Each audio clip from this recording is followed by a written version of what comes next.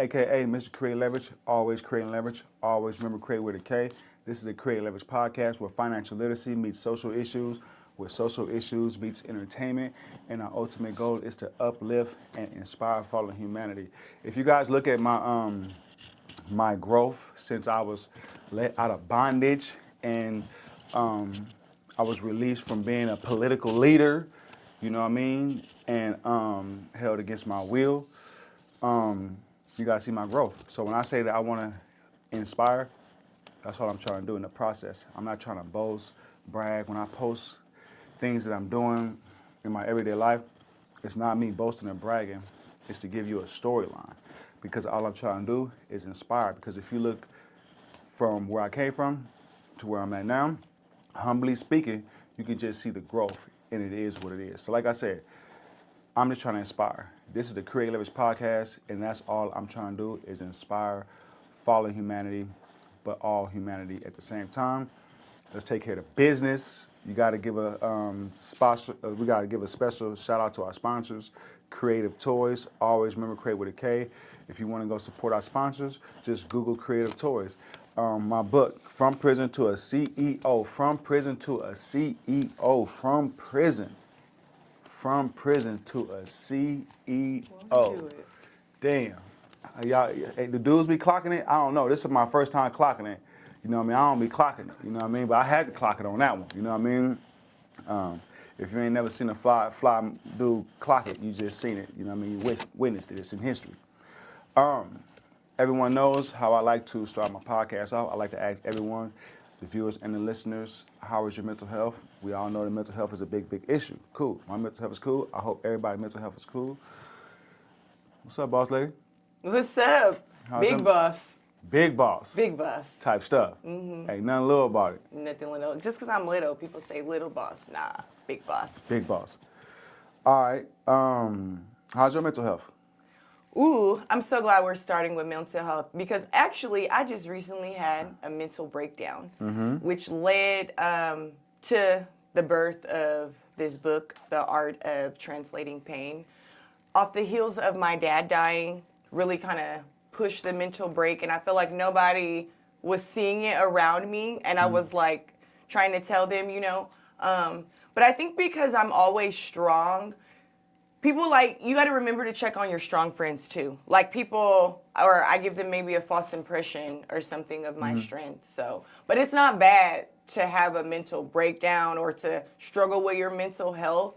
Doesn't look the same for everybody, and that's really important. Because I think we try to compare our state of mind to someone else's, and that's where you fall short right away. Okay. So, you still didn't give me an answer. How is your mental health? Oh, it's good now. Oh, sorry. I got you. Thank you. Now you answered it, because she started off with, I just had a mental breakdown. That was the first thing she said. I just had a mental breakdown, and then she went on. Hey, we're glad we're, so you could consider us your therapist, because you were just venting off, and we will send you the invoice later on. I like that. Okay. You like that one? I do. Straight up.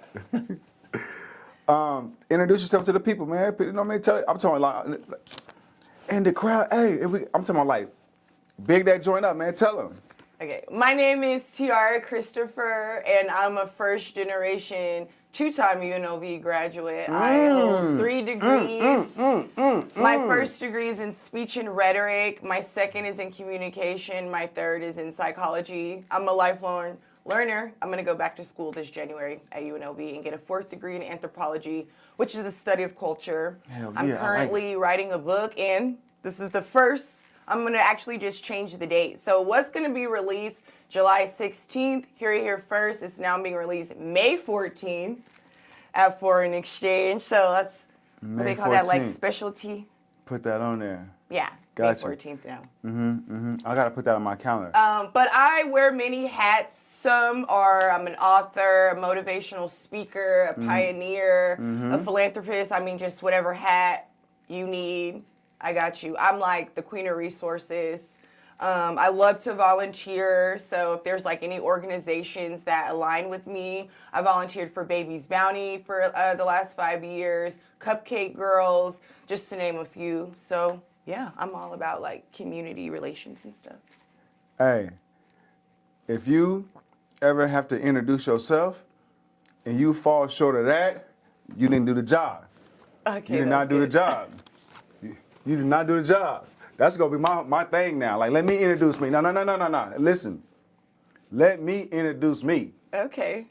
I just learned that from you. Oh yeah. Oh. That shit, you and because when you introduce people, like, you supposed to like, oh, this is the philanthropist, the community leader, the community builder, a person that has went through this. You know what I mean. But no one can introduce you and give the resume, because when they're saying all those things about you, they're giving your resume, right? So no one can give your resume better than you. Oh, I tell people all the time, when people try to like tell my business, they think, I go, not only can I tell my business, but I could tell it better than you. Type shit. Yeah, so I got you. Like, you can't hurt me with my past trauma or pain or stories, because I'm going to tell it, and I'm going to tell it better than you. But let me tell you the lesson that I learned in this. The lesson that I learned in this is, don't let no one introduce you. You introduce yourself. Can't nobody introduce you. Because I wasn't going to do it better. I told you to introduce yourself. I said, introduce yourself, man. Let them know, man. Hey, coming to the stage, man. I think, honestly, too, because I'm, like, so hands-on in the field with this book, and I had to just recently do, like, the author bio. Like, it's just so, like, I wake up, eat, breathe, and sleep it, too, so that helps. When you're, like, in line with who you are becoming, it's easy, like, hey, world, hi, this is me, you know? The book. What's the name of the book? The book is called The Art of Translating Pain. It is a restorative writing workbook towards wholeness, transformation, and healing. Like I said, I literally started it off of the cuffs of my dad dying.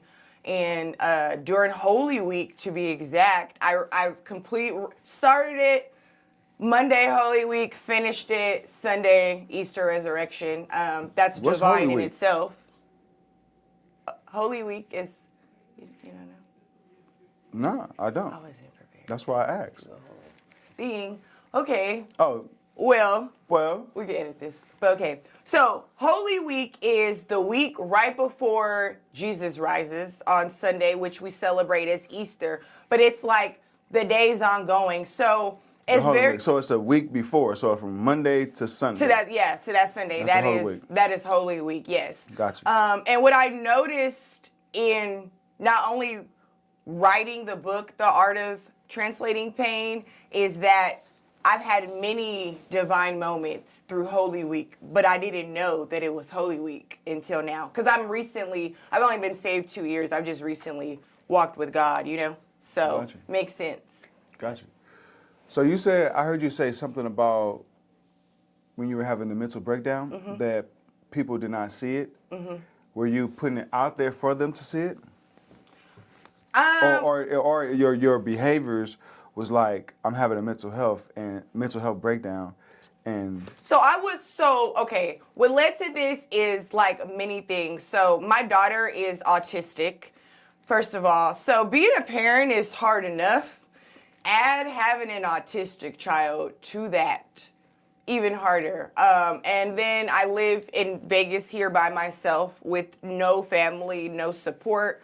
So although I said earlier I'm the resource queen, it is still hard having an autistic child, no family support, and pursuing this entrepreneurship, being an author, being a motivational speaker, doing all of that when no one sees the fruit of the labor. You know, no one sees the time. I'm a scribe for my church. A scribe is like, if you go to court, there'll be someone transcribing everything that happens. That's what I do for my church. So I record everything my bishop says to the letter. This takes hours. It is a huge commitment, but it's made me a great reverential listener. And so I forgot the original question. Shit, I forgot the question. I was lost into the sauce. I know. I like it. Help me, keep me on flow. So where you from? Just telling me this. I'm from Oakland, California. Let me guess. East Oakland? East Oakland? Nah, for real. I didn't know that. For real. I did East not Oakland. know that. The deep. 87th and Bancroft, to be exact. So what the deep mean? The deep east. I mean, it's the trenches. It gets ugly. Like, I've just like, no offense to anyone that's from Las Vegas, Nevada, but y'all hood is not a hood, okay? And That's good. That's good. It's not like really dangerous. That's, like man. they say Oakland's like one of the They didn't get dangerous offended. places in the Las world. Vegas, they did not get offended because their hood is not dangerous and their hood is not treacherous. They did not. I know they didn't get offended. But they like to make it seem like they are. And I don't know why we always want to have to be from the toughest hoods and neighborhoods or whatever. I mean, if you survived, you survived. Are you thriving or are you just surviving? Type shit. Cool. Shout out to the hood, man. I hope. Shout out to the hood. Everybody, we ain't gotta stay there though. We don't gotta stay there. That's what we need to learn. Just because we from the hood, that don't mean we gotta live in the hood forever. No, we go visit, you ain't supposed donate. to keep it real. You ain't supposed to keep it real and stay in the hood and. You can fix the hood up, and it don't gotta be the hood. That's gentrification. Gentrification. Word of spot. So speaking of gentrification and fixing the hood, what was the other one say? You said fixing the hood. That's gentrification. Mm-hmm. Okay. There are parts, like when I go back to Oakland, there are parts that don't even look like it used to look when I grew up. And then you'll have people that are a different race than I look at you as if you don't belong. Like, what are you doing here? And I'm looking like, what are you doing here? Because 15 years ago, you would have never walked through this neighborhood. But now, since we put some makeup on it, you know?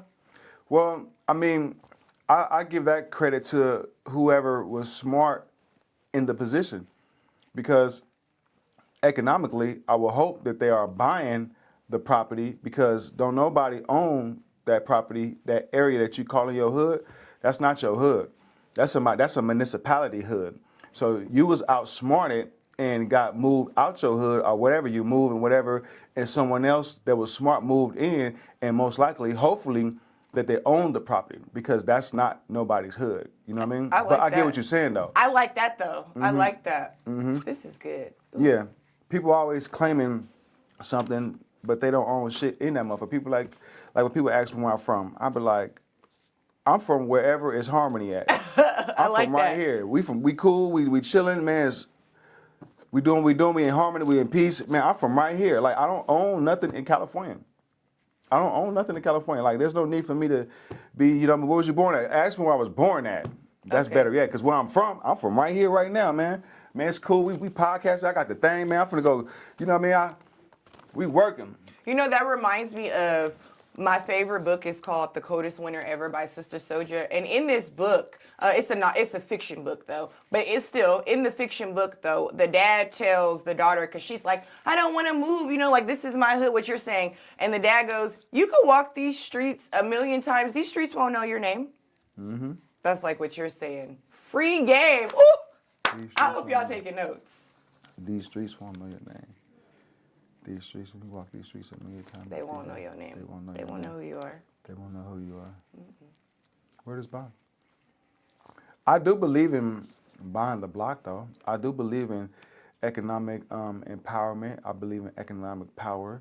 So I look outside of a lot of times. Me personally, right? That's how I was able to come up with that ideology when I said whoever moved in there, hopefully they own it. You know what I mean? Because whoever was up in there before, talking about this is their hood, they didn't own shit. Renters. And somebody else came up in there and outsmarted you. Because I don't look at things in a race perspective like that, really. I mean, I understand what's going on. I understand what happened. Trust me, I do. But I look at it, now, if you're a piece of shit and you're a racist and you just whatever, then you're just a piece of shit motherfucker, you know what I mean? But I'm not going to cast that on the next person that's of your nationality. You know what I mean? I believe that there's one human race, and that's the human race. Us as humans, we separate each other. You know what I mean? If I got a white dude right here, right now, with a Nazi sign on his head, right? Whatever. And we cut each other, bam, the same length, the same width. The same blood come out. Well, no. We're gonna heal the exact same time unless he has a blood issue. We just keep it right there. It's gonna heal at the exact same time. You know what I mean? So it's only one race, and that race is the human race. And us as humans, we are the ones that separate and do all that type of shit for. I guess it's like a natural human instinct. So that's why I'm able to think like the people that moved up in there now. When you go, you see Hispanics up in every hood. There was a black hood in California, probably all over America. Hispanics has moved in and economically gained power. Shout out to my Hispanic brothers. That's the smart thing to do. You know what I mean? I'm not going to cast a pearl on them because they're Hispanic and they just so happen to see an economic opportunity and hope and put 10 motherfuckers up in there. So this is where we mess up, and we finna get real deep, because I feel strongly that, or at least I don't see it, right? Because it could be some African Americans that are doing this, but honestly, Asians, Latinos are likely to do that. They will all live in one home, pay that off, get another one, then the other family. Because I had neighbors that told me this is how they got on. 3 Latino families, all in one home. They pay that home off. Boom. Get another one. Now it's only 2 families in this house. And that's how you get generational wealth. Woo! Glory. Church. So I have a philosophy, and that philosophy is, that's what create leverage means. Like, I don't know if I've explained to you or you know what actually create leverage means, but this is really what create leverage means. So my name, and I'm going somewhere with this. So my name is Kevin Lee, right? Mm-hmm. KL. My daughter's name is Carson Lee, K. With a K? Mm-hmm. So create with a K is my initials. Create leverage, KL, the KL. Create. So this is something that's really who I am. You know what I mean? Because it's a long story on how we came up with the name, but we could say that for another time. But what I'm saying is, so create. So I got it's my initials and my daughter's initials. So when I build up the brand, I plan on passing it down to her. Right? Cool. I have thank God for that. You know what I mean? So I say all that to say that create means to bring into existence. Create with a K means to bring into existence any dream, any aspirations, any goal, anything that you want to accomplish, to bring it to existence. Leverage has a few different meanings, but I'm using it in the context of the power to influence, because I want to influence people that if I can do it, you can do it. That's why the Kreate Leverage Podcast, the premises of it is I'm trying to uplift fallen humanity. That's part of the premises, right? So when I think about like economic power, right, because we're talking about the Hispanics and Latinos going up in there and gaining economic power, hopefully they're owning the property. Hopefully that's what I'm looking at as. You know what I mean? So I say all that to say my philosophy is, it is 2 factors. This is all that everything boils down to. And this is the reason why I look at things the way that I look at things, like why I'm able to not look at someone that moved in and became economically more powerful, because I look at everything like this, like it's 2 factors, not 2 variables, because the variables are the unknown. It's 2 factors. It's the system and position. What position are you and your people at in the system at any given moment? It's the system. The system is way broad. It's broad, it's big. It's bigger than the United States, it's bigger than Trump, it's bigger than any world leader. The system is broad, you know what I mean? And position. The system and position. What position are you and your people at in the system at any given moment? What position are you and your people at in the system at any given moment? The ones that are winning, they're not complaining. Remember, what position are you and your people at? The ones that are winning, they're not complaining. It's only the losers that are complaining. So, with that said, what do? You have to change your position in the system. If you losing, then you have to put yourself in a better position in the system, because the winners, they're not complaining. For example, every year, your landlord, if you're a renter, they raise your rent at least 2%, if that's what they're doing. Some landlords don't, right?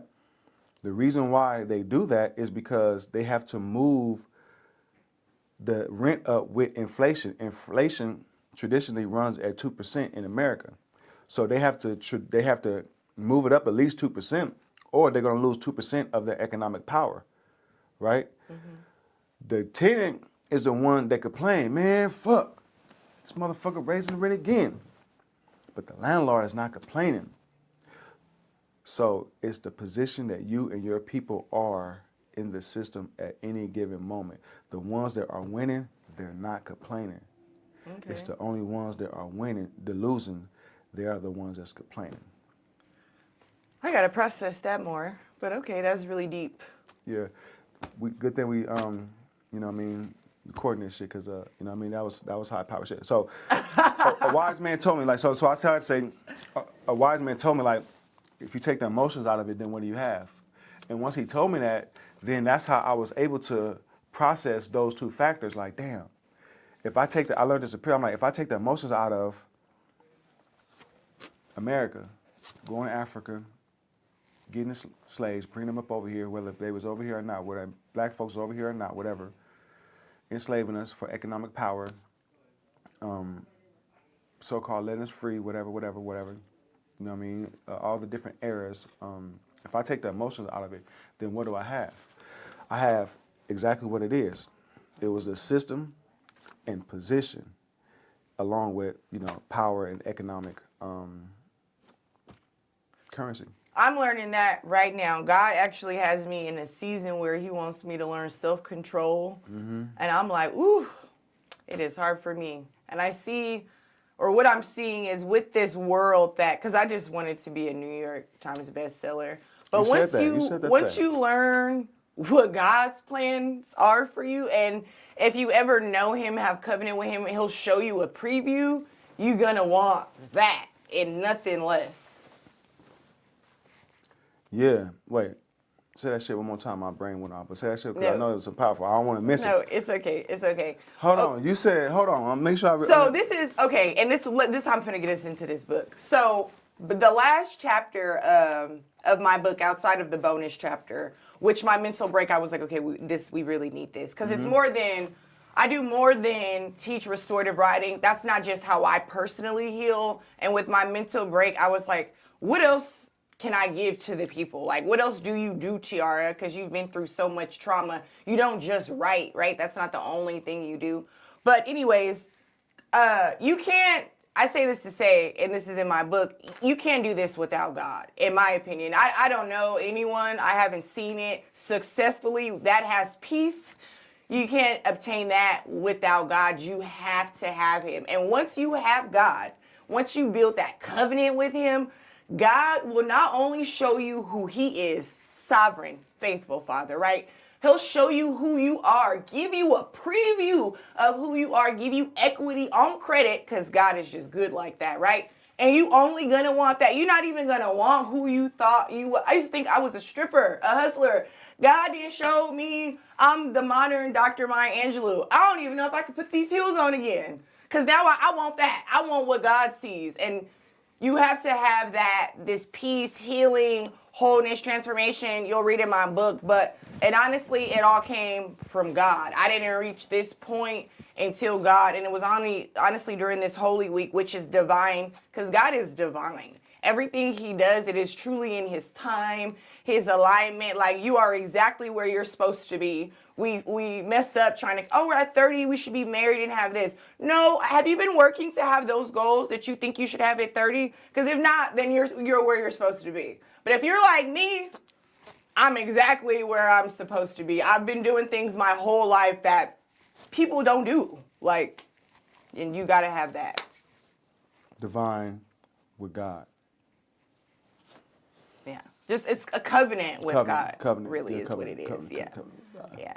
Gotcha. You got to have a covenant with God. That's the only way you can sustain this. It all has to be built on God. He's the foundation. Do you believe that you are made in the likeness and image of God? Yes. And in his so power. If you believe that you are made in the likeness of image of God, will you call yourself a God? No, because I'm made in his image. It's it's in the making. That's cool, but that would mean if a chicken has another chicken, that chicken. It's a baby chicken, though. It's a baby chicken. It can never be so you can the say, head. So you can say the head chicken. That's not what we're talking about. That's not what we're talking about. We're talking about if you were made in the likeness of in image of God, that would technically make you a God, not the God, but a God. No. No. No. Why not? I don't agree. I just don't agree. And my study and my covenant with God, there is no one like God or in God. It's just He is God, and that's just it. Period. It's just not even to be negotiated. You just got to read the Bible for yourself. My bishop tells me we don't argue those kind of conversations or have them. I got you. It's just because I just look at things as in exactly what it is. You know what I mean? Because I had this conversation before. I'm just like, when I read the scripture, I said, damn, well, that would make me a God, not the God. I'm just saying from my experience, when I read the scripture. Let me just put I, because I want to exclude from everyone from how they believe, you know what I mean, believe. But I'm saying my common sense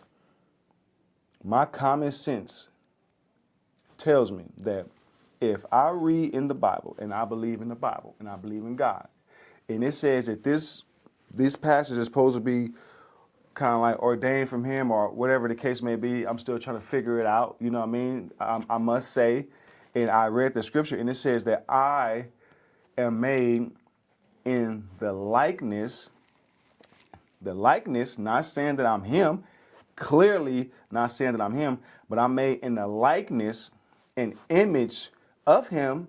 My comments is like, oh, shoot, I'm not the God because that's who He is, what I'm saying. I'm a God. I'm made in the likeness of image of Him. And you're just a child of God. Do you go to church? That's the same thing. That's the same. What do you think I'm saying though? What do you think I'm saying though? But I'm just saying though. It sounds. Never mind. I don't even want to go this way. That's. Got you. But look, y'all. We're gonna take a small break. Hey, make sure that y'all like, share, and subscribe. And this was some fly stuff right here. Me and Big Sis up in here having ideologies of the mind. I know, man. I wasn't even prepared. But we're going to go, when we come back, we're going to get back to her book, you know what I mean? Make sure that y'all go get my book, From Prison to a CEO.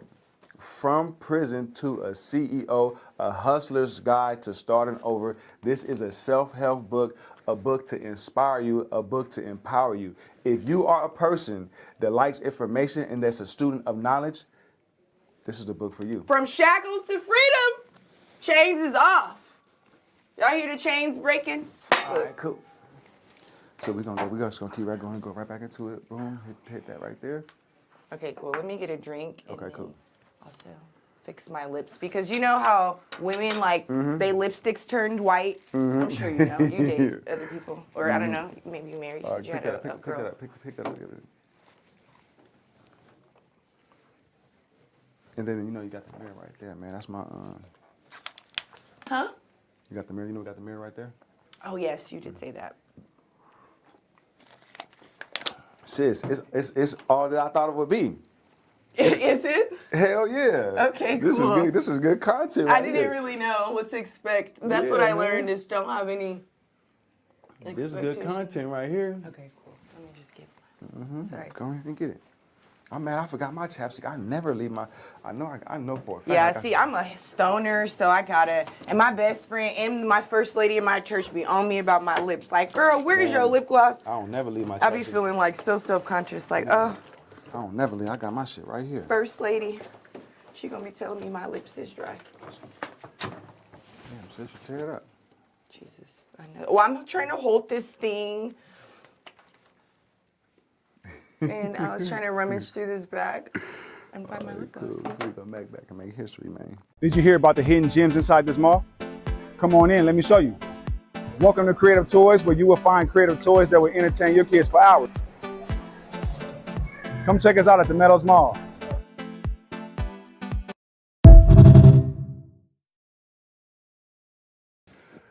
All right, y'all, we back. Boss game in the house. Boss game in the house. East Oakland, the deep. How you say it? The deep east. The deep. Type stuff. I'm telling you, don't go to the alphabets now. Hey, so whatever happened to North, South, and West Oakland? Because everybody that I meet, I don't meet nobody from. Because East, first of all, we could cuss on here. East Oakland, that's the real niggas. The West, grimy. The North, might as well be Berkeley. It's just, there's no South. If you would say South Oakland, Alameda, it's East Oakland. There's nothing less. Literally, we are the hardest that I've seen, for real. I done been to every hood in New York. I done met many people from Chicago, and they say Chicago's one of the most dangerous. I really don't think nobody is fucking with the power of the East. Like, we just hard. We just unmatched. Type shit. All right, cool. The book. Let's get to the book. Yes. So, what is the name of the book? To the book. The book is called The Art of Translating Pain. It is a restorative writing workbook towards transformation, healing, and wholeness. So I have been in therapy for 18 years because I grew up in foster care, and it's like required, at least in Oakland, you have to go to therapy while you're in foster care, you know. And what I found is that all these years of therapy, I hadn't got no healing, no wholeness, no transformation, right? And I was like, you know, I don't know. And I've been through a lot of trauma that I also have met many psychologists that tell me, like, I don't even know how you're alive. Like, I can't even handle you. Like, I don't know how to treat you. Like, you're severe. That's a lot of severe trauma. Like, I don't, you know, how do you keep going? So I feel strongly that God, because I don't like when people say, I feel like God said, or God said, you say, I feel like God is telling me, right? Because we don't really know what God is saying, right? But I feel like God was telling me that I am who I've been looking for, right? It's all in me. That's why he's giving me all these degrees. Like, you think you think you're interested in speech? Like, no, we think we're interested in these things. It's really God. That's why it says, before he formed us, he knew us. He implanted all of this in us. He's just waiting for us to find out. But if you grow up in church, then you'll know. I did it. So that's why it took me 33 years to figure it out. I'm trying to see. You said something in there. You said that he would give you, he would give you, oh, you're looking for someone. What'd you say? You're looking for someone, but who you're looking for is yourself. Okay. Yes. So oftentimes we'll go to church looking for a blessing, right? But what if I told you you are the blessing that you're looking for in that church that you're going to? That you're going to the altar to pray with a minister, and maybe she just might whisper something to you that you may be able to assist her in, right? And you think that God sent you there so you can seek some sort of a blessing. But what if God sent you because you are the blessing? That's what I realized. I am the blessing. I am the change I've been wanting to see. I am the future psychologist that I wish I had right now for my own self. Yeah. That's why I want to go to Howard and get a PhD in clinical psych and help mental health people, specifically us, like Black, Latino, marginalized communities, because first of all, there's no real money in that is really why I want to do it. So there is no good care in that because we live in a society where we got to do it all for the money. But what if I wanted to do it because I don't want people to grow up feeling like this, like there's just no wholeness. Like life is just all pain, right? There's just no rainbow at the end of it. Like no one understands me, right? There's no place that I can feel safe or really tell what I need to say and get it out without feeling like, oh, they're going to report me, you know? But what if I could be that for you? That person I've been looking for. What if I am her?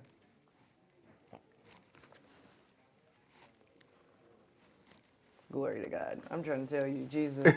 He has shown me. I said, Lord, I wanted to be a New York Times bestseller, Lord. I didn't want all of this stuff. All right. Tiara, you said you used to survive. What was the exact moment you realized your pain actually has purpose? So actually, just recently, I realized my pain had purpose. In a boot camp I did for Black Girl Mixer. I think they're pretty popular here in Las Vegas, Nevada. And in this class, she taught us that to pretty much, almost use the oil within you, right? You know? So, tapping into that, all this pain, I've always realized, I've always known, I didn't go through all of this for nothing, one. I didn't go through all of this to just live, a regular, degular life. No, thank you. Like, I always known that this is $1 billion pain. $1 billion pain. Yes, ma'am. And I need $1 billion money to match that, right? So what you got to do is figure out how do I get, I want wholeness and healing, right? This is me. I want wholeness and healing, right? But I got all this pain, right? And then society is just like, God, we really lack humanity. We don't have compassion for one another. How can I bring this together? Boom. I used to survive. And then I realized my pain had a purpose. Now I teach others how to use their story to heal through story writing, through restorative writing, which I explain in my book. I keep like this is not my book. I keep going like this. I should have brought it. Well, I mean, the truth. It's going to be there. Well, it's in your book, too. Yes. Right. Tell people where they find the book at. Okay, so the book is going to be available May 14th. You hear it here first. Soft opening at the Foreign Exchange at 8 p.m. 200 Hoover Avenue, I believe, to be exact. And that's the first time you will see it in form. At that event, also at 8 p.m. that same night, whether you go to this event or not, on my website, which is tiarastestimony.com, immediately it will be live at 8 p.m. May 14th, so you can order it. I gotta pull up on that, man. You can order it there. It will be $59.95. I gotta come and bless. I gotta come and bless the you know what I mean? The location that gave me my first shot at networking and running my own networking events. So shout out to the Foreign Exchange Lounge. Shout out to the Foreign Exchange. Robert Twix Taylor. We love you, man. We locked in. His fiance, the whole crew, the whole staff over there. Love them people up over there. Amazing. And I want to say something about, too, this Foreign Exchange. Okay, so the reason why, and I didn't realize this until after, but the Foreign Exchange, right, it was like, honestly, the opportunity kind of presented itself to me. But once I really set in my book and the name, because I'm an author, so I see things that other people don't see. I'm like super deeply read between the lines, right? I'm like, foreign exchange. The word foreign, right, is something unfamiliar, right? An exchange, right, is a swap. I give you this for that. As a former stripper escort, right, now scribe of a church, author, I'm merging trappers, strippers, prostitutes, escorts with ministers, bishops, businessmen. That is a foreign exchange which God used me to host. My God. D-Zam. Worlds that do not normally cross will be D-Zam. sitting side by side. D-Zam. Power. What God is going to do in that room, it's going to be powerful. I already know. I'm kind of slow, right? I know my strengths and my weaknesses, right? Okay. So, foreign is something unknown. Is that what you said? Foreign is something unfamiliar. It's foreign to you. You don't know. It's right? unfamiliar. It's unfamiliar. And exchange Is a swap. Is a swap. Right. So, right, the bishop, he may not know the prostitute. The prostitute, she definitely may not know the minister. But she's not supposed to. But what if they all knew me? And what if I was all these people? What if I was a minister? What if I was a pastor, didn't know it yet? What if I was a future bishop, didn't know it yet? Because God can literally use anybody. And I want to nail this in for my Christians and for my believers. The book of Acts, Saul of Tarsus, you see Saul of Tarsus, huge persecutor, going against what God wanted, right? Going against the early church. God blinded him on the road to Damascus. Boom. We see him on the road. He then transformed slowly to Apostle Paul. When I tell you, I was Saul of Tarsus, an escort, a stripper. Now, God has shown me I am Apostle Paul. Paul was a fighter. He was running up. God got the right one for the job, when I tell you. Foreign exchange. So, Paul was able to see? Apostle Paul. So, God, let me go back. So, God temporarily blinded Saul. What's his name, right? It was a name conversion. So Paul God is was changing Saul my name. in the same person? Yes, right? So he was Saul of Tarsus, right? He was always Paul, right? But Saul of Tarsus, they say it would be like Tiara from Oakland because he was from Tarsus, right? Okay. So they called him Saul of Tarsus. Who he was as Saul was a persecutor. He Gotcha. was going against what God was doing. He was dragging people out of their houses, killing Christians. He was going against the grain, not Saul. because Saul Gotcha. of Tarsus. God blinds him, shows him who he is. This is who you really are. Let me tell you that God can reach even the non-believer, because Saul of Tarsus wasn't a believer when God met him, right? But he still knew God's voice. And then he transformed Saul into Paul. Was Paul able to see? Yes, he was able to see, yes. So sometime in the transition when he became Paul, God gave him his sight back. Is that what it said in the Bible? He only lost his sight for 3 days. Okay, gotcha. Yeah, it's you got to put that big part up in there, because I didn't know it, because I was following you. No, it's okay. No, let me, and I want that to be clear, no, for sure. So for 3 days, he has no sight, right? So he's just blind, right? And it's so crazy because like all last week, I was saying like how I felt like blind Bartimaeus, which is another person who was blind and God healed him. I say this to say the wholeness, the healing, the transformation in my book, which you'll see, you can only get it through God. I only got it through God. So I can only give it to you. I can only explain it to you the way I got it. And I want you to be whole, healed, transformed, and set free. And I don't want you to think that you can do that without God, right? And I don't want you to think that just because you're a stripper or a prostitute that God isn't for you, because salvation is for all. And that goes back to what you were saying about the different ethnicities, you know, and how you don't see race, you just see humanity. That's God. So that is the God in you. That is you being made in the image of God, right? Because you don't see race, you see salvation for all, and so does God. Do you feel me? Full circle moments. Alignment. It's divine. I can't make it up. Go read the book of Acts for yourself, though, if you don't believe me, or if I didn't explain it right. The book of Acts, start Acts 1, read all the way to Acts 9, and you'll see what I'm talking about. You can also go to ChristianEmbassyWorshipCenter.com and click on the book of Acts, which I also am the scribe for that church, Christian Embassy Worship Center. And those notes will also give you this same thing, much easier, you know, because I read it. Tell me about the book of Joseph, just real quick, because I'm going to make sure do you remember Joseph? What was the story of Joseph? Joseph with his brothers? Yeah. Okay. So, not like severely off the top of my head, but pretty much the thing with Joseph was Joseph knew he was anointed, right? He knew he was important. But this is the thing about Joseph is he gloated. He knew his brothers didn't like him, right? And he's like, yeah, well, God said I'm going to be X, Y, and Z, right? So his brothers jealous of him, jealous of Joseph and who Joseph knew he was. His brothers knew that the dad also loved Joseph more. It was evident. So now you got Joseph over here bragging like, well, I'm finna be, you know, this and this and that anyway. So, you know, to hell with y'all. The brothers come together. We gonna get rid of him. Yeah, he not, this is the thing. You can't tell everybody who you are. Oh, I'm sorry. I get excited and passionate. You can't tell everybody who you are because everybody can't handle it. Hey. J. Cole said it best. Don't tell everybody your dream because they'll try to shoot it down. Sis. Free game. You said you cannot tell everybody who you are. Yeah.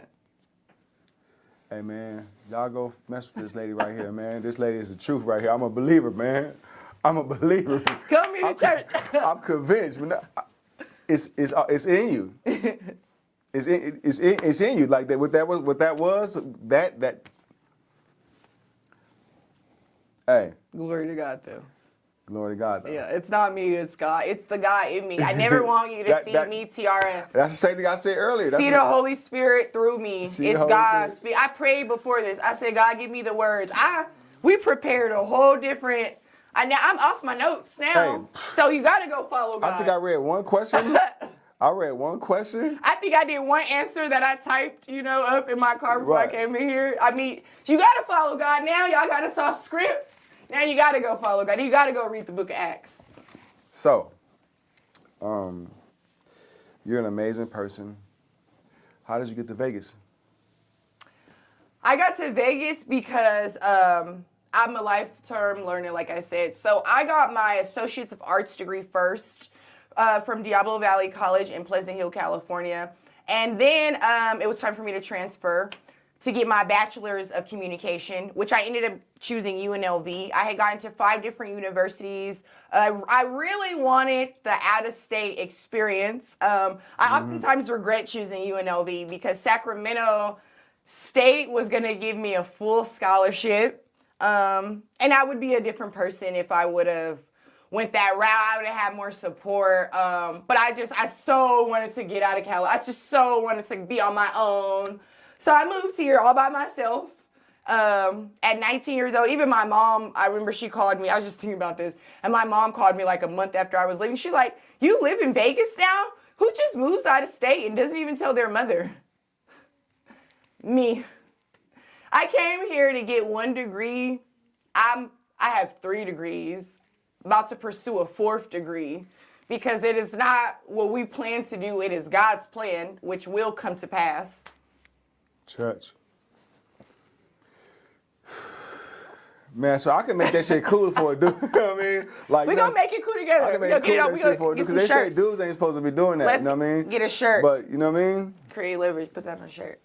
We should do this on a shirt. I want a clothing company, like, you know, amongst many other things, right? With, like, cool ass, because I'm full of quotes, too. Like, I love quotes, and I'm also full of them, right? You love quotes. Quotes, yes. I'm a quote, too. I love quotes. Yeah. Like, what's your favorite? So let's trade. So let's exchange. At this point right now, my favorite quote is, because I'm trying to remember it so I can go put it in my phone when we're done, because we're streaming live right here too from my phone. Are we? Yeah, we're streaming live. These little idiosyncrasies? So my favorite quote right now is, don't show people who you are. And that's from my sister Tiara. Okay. Because I'm trying to remember it in my head. I love that. Okay, my favorite quote, and you'll see, and I'm going to say throughout my whole career, I am the modern Dr. Maya Angelou. My favorite quote is by her. I didn't get to meet her physically, but I met her in the spirit, I realized, is when someone shows you who they are, believe them the first time.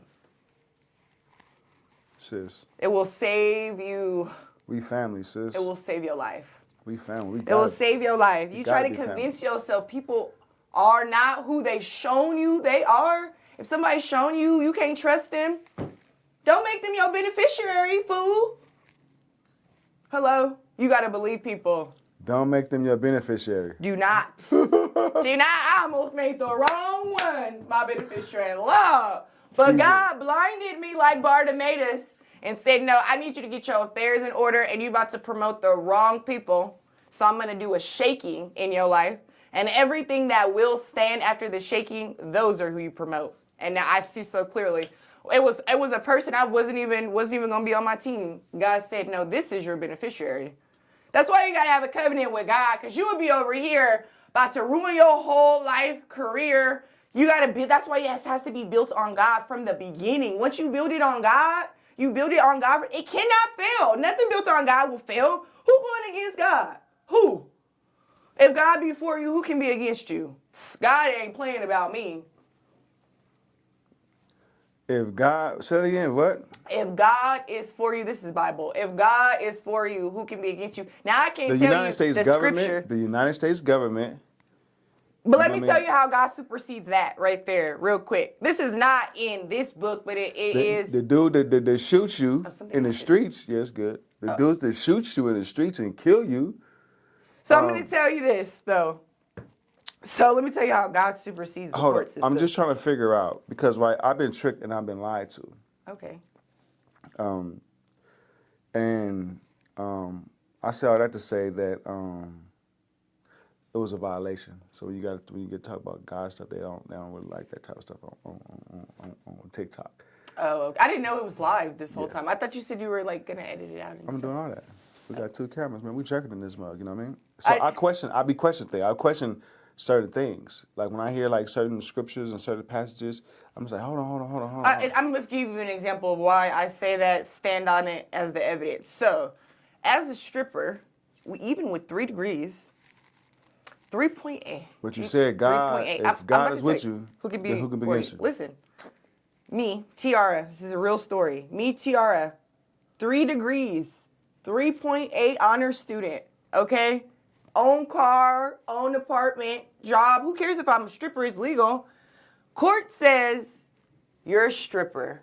I'm going to give this baby to the white man, right? That's what the court says. I'm going to give this white man full custody of this child, even though you've proven you're better educationally, you provide better, you don't live with your parent. Like, even though you've proven you're better, I'm going to give this child to this white man, right? Let me tell you about my God. Your baby father is a white guy? Yeah. Let me tell you about my God, though. My God will bring that white man and that baby to your door with nothing but all they have is you. My God doesn't care who the court says has custody. My God knows who the better parent is. Baby, I'm the evidence. I can only talk about what I know, what I've seen. When I tell you God will outdo any court system, any case, any lawyer, he is my lawyer. He is my judge. I've been in so many car accidents. My right hand, oh my God, when I was 19, they said my right hand, I would never be able to use it. I'll punch you in the face. It works very well. Be writing all day with it. God is your physician. So out of this podcast, right, Tiara is going to start her own podcast. What is this? Are you speaking for me? Are you talking to me? No, this is God speaking. Oh. Because God is omnipresent, and he put us Amen. here. And you have something that the people need to hear and that we can monetize. You know what I mean? You have something. Your ideology, people will buy you if you can sell it to them. You know what I mean? I can. And part of that I can sell water to a fish. part Been a of that stripper for is 13 years. we need With 3 to, degrees. Turn me down. no. Oh, we no? need to keep you exactly where you are, and we need to monetize it. That's what we need to do. To the masses. Well, we need to figure this out, because when I tell you, God says, and I'm standing on it, because I'm really trying hard not to go back to the strip club this weekend. I'm trying to see, but my bank, I'm hungry. My stomach is literally growling. Starving. I just literally betted everything on God. I just literally blew my own life up. My baby daddy was giving me $1,000 a week. I just gave him all his shit back. Take all your money and take your child that you got 100% legal custody of, and I'm gonna see your ass in court. And he's sitting here so fucking confused. What? Well, you're gonna be homeless. You're gonna go back to the strip club. I said, God, please don't let this white man be right, because I'm looking at my account and my bills, and I'm like, woo, child, it's almost Friday. I said, Lord, Today's Wednesday. I need tomorrow blessing, because I don't want to go to the club, mainly because how I've marketed myself on book, and this is not me, how the Holy Spirit has led me really to market myself. People are like, who doing your page? I'm like, I'm doing my page. They're like, what? I'm like, well, I had all these apps my baby daddy was paying for, but he cut my lights off, literally cut all my subscriptions off and shit. So I got 30 days to make some shit happen, because I will not be homeless ever. Got out to myself. Panhandled yesterday just to have gas to go to that event yesterday. Panhandled just to have gas for that, and to go to the Bible study last night. Because I don't believe in suffering. I'm a person that's gonna ask, and I even had this lady. How about so? I even had, Hold on, skip this real quick. Mm-hmm. Does the pastor know your situation? Can you go to the church? No, he doesn't know. 1 and 2. I just had no. Something just happened with me in the church that needed to happen, because God was showing me. Yeah, but how? Still. No, they don't know. They don't know that. They don't know. I believe, not that I know, but I believe that you should go to him. If you, my bishop. This is who you've been talking about this whole time. You said, Mm-hmm. yeah, whoever your church, you should go to them and tell them what you just expressed right here, because that's not nothing to play with. Tell them what? What you just said right here. I just said What that. did I just? I don't understand. What did I just say though? I don't. Did you just hear what you just said? You just said you don't want to go to the strip club. Okay. You broke. You fucked up. The nigga left. Oh, okay. You need to go tell him. Go tell. Why though?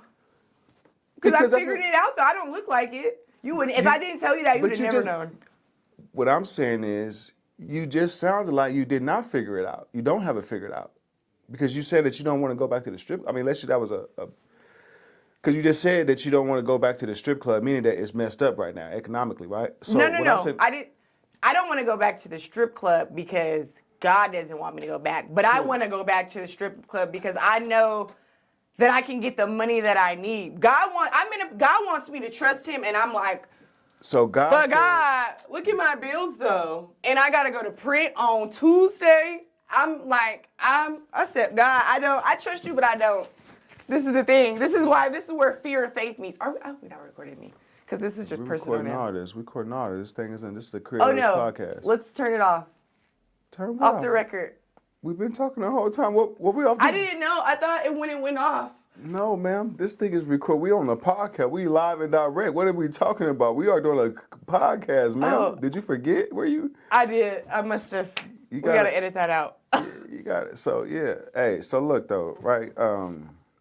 Thanks for coming to the Kreate Leverage Podcast. Thanks for being a guest. Thanks for blessing this house. You are a bundle of joy. You are great. You are great. We need to monetize that great because people will buy you. You know what I mean? People need to, how can you, this is your first time doing a podcast, right? Like this, yes. Like this, cool. But what I'm saying is people need to hear that in your head. You know what I mean? Because people will buy that. I'm trying to tell you some real shit. True story, right?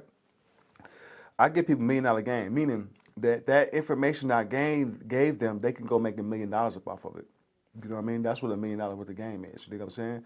So the information I'm telling you right now is that you probably can't get all that out however you've been doing it, right? What do you get all of it out? All that you just said. I write. That's how I get it out. Well, I'm talking about visually. Because, a lot of people, like the masses, they don't be, hopefully they read, but they don't be. I know. That's why this book is only 5 chapters, because my best friend, she hate reading. I be sending her my journals. She be like, oh my God. Got you. Tell the people the name of the book. Tell them where they can find it at. Tell them where they can find you at.